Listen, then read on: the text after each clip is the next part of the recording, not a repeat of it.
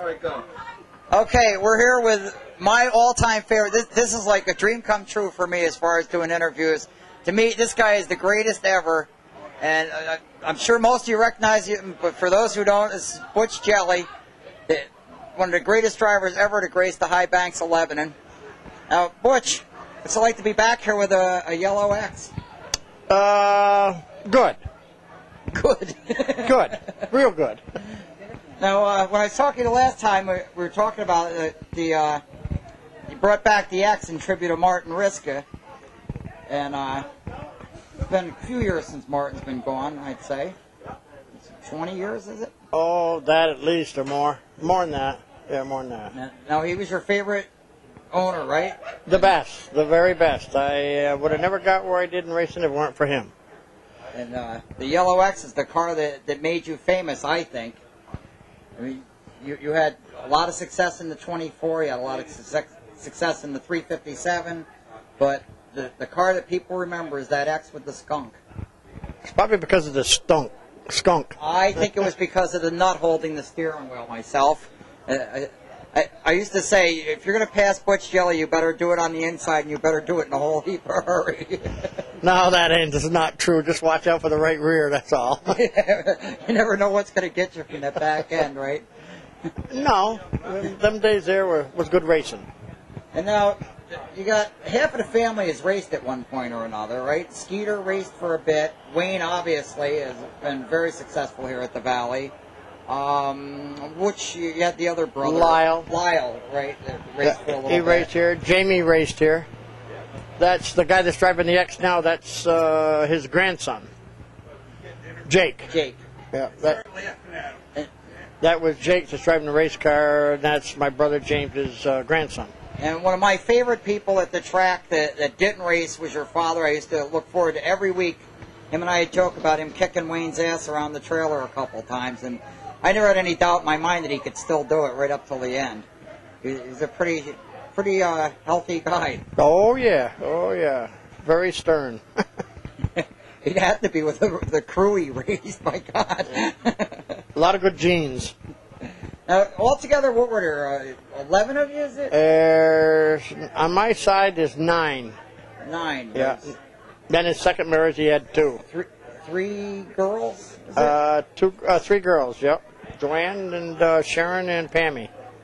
Now, a lot of people don't know Joanne was Joanne Ely, married to Chuck Ely, who's another of the all-time greats here at the Valley. He's been gone quite a few years as well. Yeah, he was a hell of a driver. Yeah, he was, and a great guy. He's one of them. Always had time for the kids. Joanne always did too, though. She always, I remember her giving pictures to kids who didn't have money. Nobody was looking. Always good family effort out here. Now, since you've stopped racing, you've had quite successful venture in business world, from what I'm told. Yeah, I've got 2 stores and two mini marts, and a liquor store in one of the mini marts up in Andover and Londonderry, Vermont. So any of you out in the middle of Vermont looking for a place to go, stop in and see Butch. Jelley's Mobile in Londonderry and B&B Repair in Andover. They're 6 miles from each one. Now, who ran the shop in Pownell when you come across from... My brother Gary. Jelley's Auto Sales. Yes. That's my brother Gary. And Wayne has got a Napa Collision Center over here in Pittsfield. Wayne runs a Napa store? Well, no, not a Napa store. He just got certified for a collision. Oh, Wayne's certified, all right. Oh, yeah, he needs to be certified. He's certifiable, to say the very least. Yeah, he is. But he's a good boy.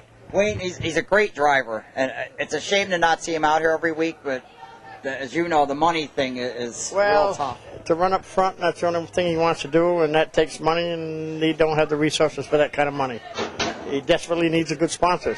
So if anybody's got any money that wants to have some fun, call him on the phone.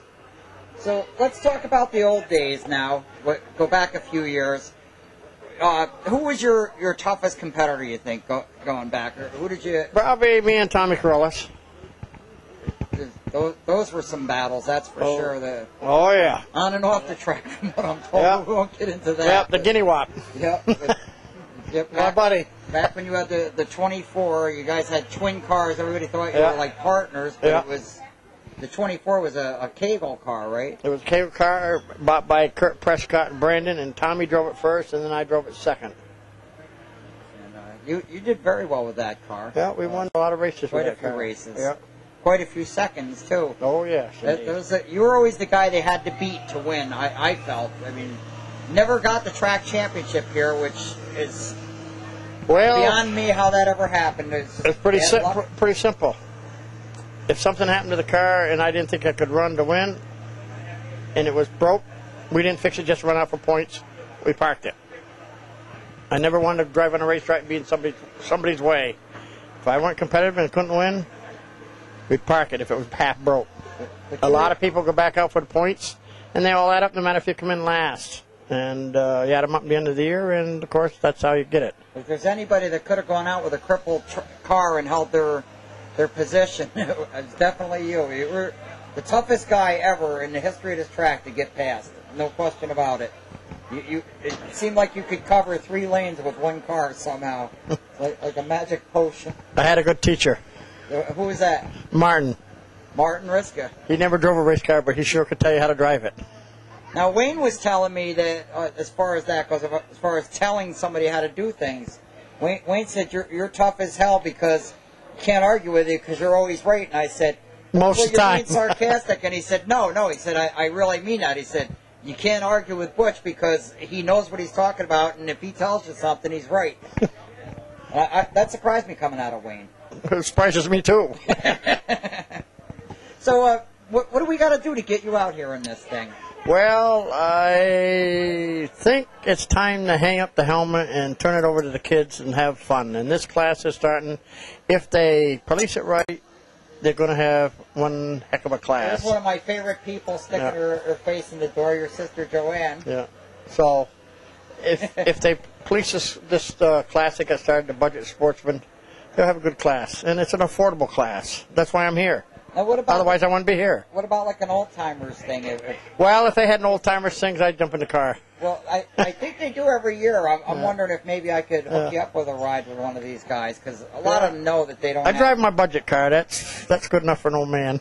Well, that's true too. I mean, if they want to have a good race, they'd have some of the old-timers, because way back when, it's kind of the same time-wise going around the racetrack stuff, and it's be more familiarized for everybody else involved in it. You know, you take Eddie Demolino and Tommy Corrales, myself, Mert Hulbert, Win Slavin, and all them guys. They kind of feel the home in that kind of a car, and that kind of a time, and that kind of horsepower.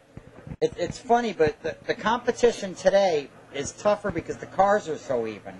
Back then, the competition was tougher because of the number of guys who could get it done. I mean, the handful that you just named, and there's probably 5 or 6 more who could win on a weekly basis, if I remember right.